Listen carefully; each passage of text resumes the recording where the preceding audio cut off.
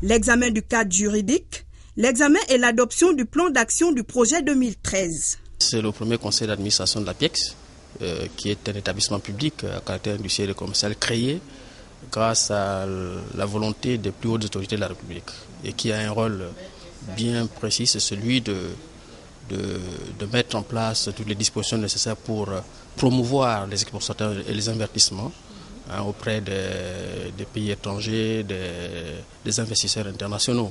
Cette nouvelle agence s'inscrit bien dans le plan stratégique Gabon émergent. Nous avons 3 objectifs stratégiques. Le premier objectif a été de renforcer l'attractivité du Gabon comme destination d'investissement. Et le deuxième objectif, renforcer la visibilité du Gabon et la compétitivité de l'offre des entreprises à l'international. Des ambitions qui vont contribuer significativement à la diversification des partenaires économiques et à l'amélioration de l'environnement des affaires au Gabon. Le CIPEG, le syndicat des personnels de l'eau et de l'électricité du Gabon, vient de déposer un préavis de grève sur la table de la direction générale de la SEG. Le communiqué de presse est lu ici par le président du CIPEG, René Mbélé. Il est au micro d'Alain-Christian Ogoula et de Richard Moubiwa. Nous l'écoutons. Camarades, le 20 septembre 2012, s'est tenue à Libreville une réunion du bureau exécutif élargi aux délégués syndicaux du personnel présent à Libreville. Elle portait sur l'examen du bilan de l'exécution du protocole d'accord signé au mois de juin 2011 entre notre syndicat, le CIPEG, et la direction générale de la SEG. Bien qu'avec quelques difficultés, la mise en œuvre de ce protocole d'accord avait commencé en 2011 par la mise en place d'un comité de suivi conformément aux accords. Depuis le début de l'année 2012, l'application de certains points a été modifiée ou gelée par la direction générale. Cette attitude, loin d'altérer notre engagement, a plutôt permis de mieux préparer notre réaction. Pour cela, le CIPEG a adressé plusieurs correspondances à la direction générale de la SEG, au ministère de l'Énergie ainsi qu'au ministère du Travail, dans le but de faire exécuter le chronogramme mis en place ensemble. Nous avons plutôt constaté, de la part de la direction générale, des choix hasardeux et déviants qui sont aujourd'hui mis en œuvre. Choix contradictoires à nos accords et à la mission première de notre société, du moins jusqu'à la fin du contrat de concession, celle de produire, transporter, distribuer et vendre de l'eau et de l'énergie. L'eau et l'électricité sont de plus en plus revendiquées comme droits humains, comme l'a reconnu l'Assemblée générale des Nations unies en septembre 2010 pour l'eau, et une condition de la dignité de chacun. Fournir l'eau et l'électricité, c'est le rôle d'une entreprise comme la nôtre, dont l'activité est dédiée aux services vitaux. Nous ne comprenons pas l'attitude de la direction générale aujourd'hui, malgré le travail effectué en partenaire responsable, et qui avait pour objet de répondre aux attentes de l'entreprise pour mieux servir nos clients. Elle crée la diversion qui ne profite ni à la SEG et encore moins aux clients, mais servirait des intérêts inavoués et personnels de ces mêmes dirigeants en perte de statut social. Nous demandons aux plus hautes autorités d'intervenir et de régler au plus vite ce différend dont l'enlisement risque d'impacter sur la vie des populations confrontées déjà à d'énormes difficultés d'accès à l'eau et à l'électricité. Toutefois, notre syndicat, en partenaire responsable, prendra toutes les dispositions afin de bien mener ses actions conformément à la loi. Il ne saurait être responsable des conséquences qui adviendraient de cette grève. Chers camarades, à la suite du préavis de grève que nous avons déposé ce jour et qui court jusqu'au mardi 9 octobre 2012, nous vous invitons à plus de mobilisation et de détermination pour la réussite de notre mouvement. Notre combat est noble. Il doit nous conduire davantage à plus d'action, de contrôle et de vigilance pour la garantie de nos emplois et l'amélioration de nos conditions de vie au sein de ce secteur important pour le développement de notre pays. Fait à Libreville le 28 septembre 2012. Je vous remercie. Cap à présent sur Lambaréné, la capitale provinciale du Moyen-Ogooué. Là-bas, on parle de plus en plus de la vie chère. Les populations de cette localité approuvent les récentes décisions prises par le gouvernement de la République. Paul Insiaki, Pierre Claver est là. Lambaréné, capitale du Moyen-Ogooué, n'est pas épargnée par la vie chère. Les populations de cette partie du pays se réjouissent des nouvelles mesures prises par le président de la République, mises en musique par le Premier ministre chef du gouvernement. Le gouvernement a fait tous les pieds et des mains pour nous avoir quelque chose parce qu'on voit déjà comment le pays est en train d'évoluer. Donc, pourquoi pas un assouplissement du panier de la ménagère? La mesure du chef de l'État, c'est une mesure salutaire. Bon, il faudrait maintenant que cela soit suivi partout. C'est cela parce qu'on parle sur les mesures d'accompagnement, mais il faudrait qu'on aille maintenant sur le terrain, voir maintenant si ces mesures sont respectées. Le gouvernement a fait un effort un peu dans ce sens-là.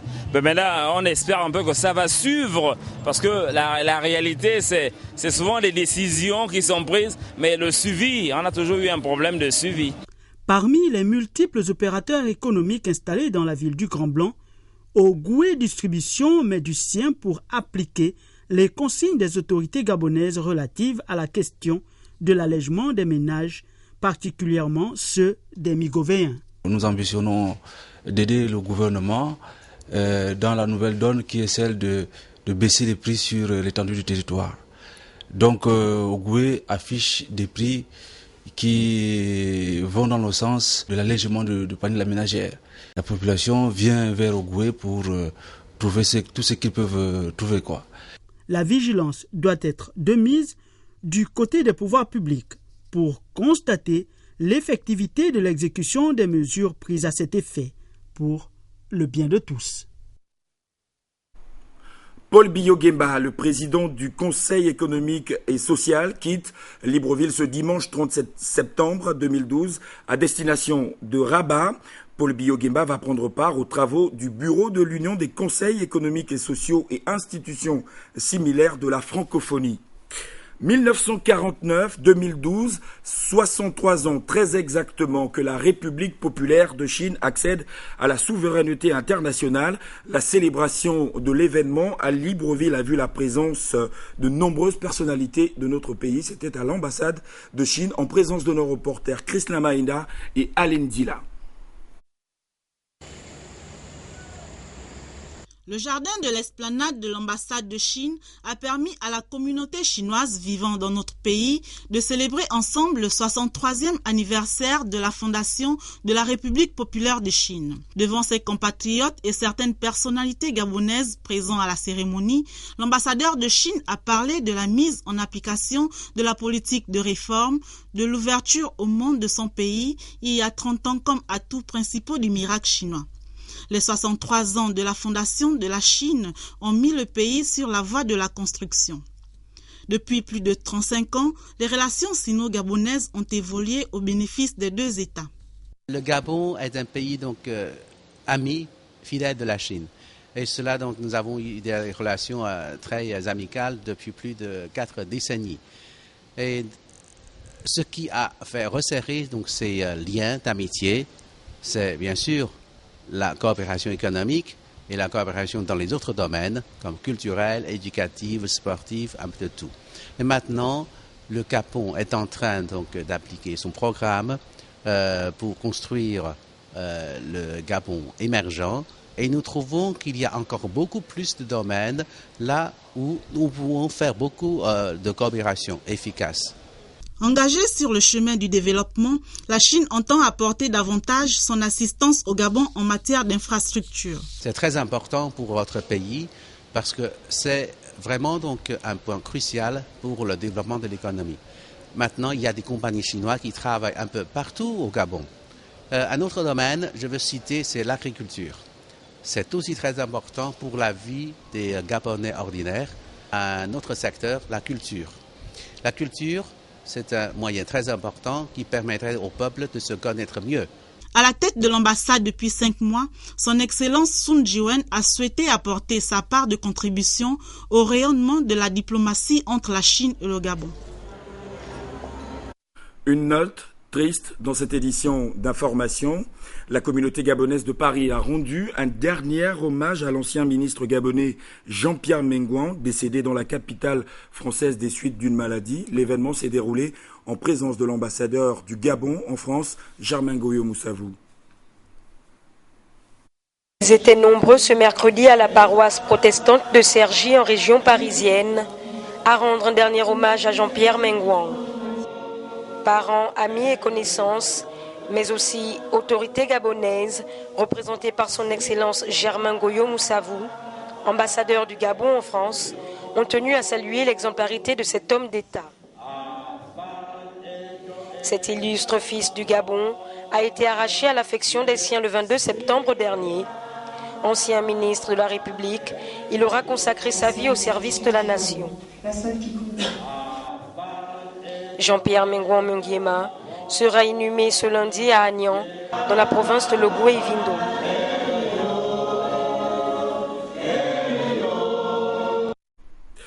Au Gabon, vous le savez, le monde de la communication est en deuil. Notre confrère Jean Eyégué n'est plus. Ses collègues de la chaîne 2 et d'autres organes de presse ont tenu à lui rendre un dernier hommage. TV2, Charles Bamondo.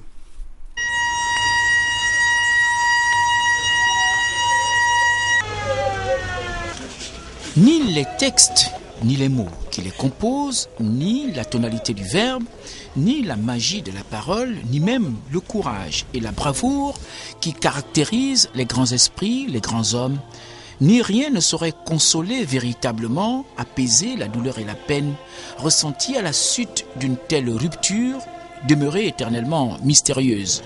Autant les souvenirs étaient intenses, autant la proximité semblait toujours assez forte. Les uns et les autres resteront à jamais marqués par cette disparition, ce départ inattendu, non voulu et non souhaité. La deuxième chaîne de radio et de télévision, conduite par Madame le directeur général, profondément meurtrie et atterrée, n'a pu retenir ses larmes. La mort d'Alain Frappant, tel un coup porait le monde du journalisme gabonais en général et celui de la RTG2 en particulier. Alino, le journaliste émérite, s'en est allé avec son talent, son expertise, son savoir, savoir-faire, savoir-être, savoir-vivre, sa science, sa parfaite maîtrise de la matière, reconnue incontestablement par ses pairs. Peut-être en les regardant à travers cet écran devenu invisible, peut-être écrit-il encore son dernier journal, la dernière grande édition, dont les images et le son indiqueront certainement, impitoyablement, inexorablement le générique fin. Mais ce n'est qu'un au revoir. À bientôt. Alino pour la prochaine édition.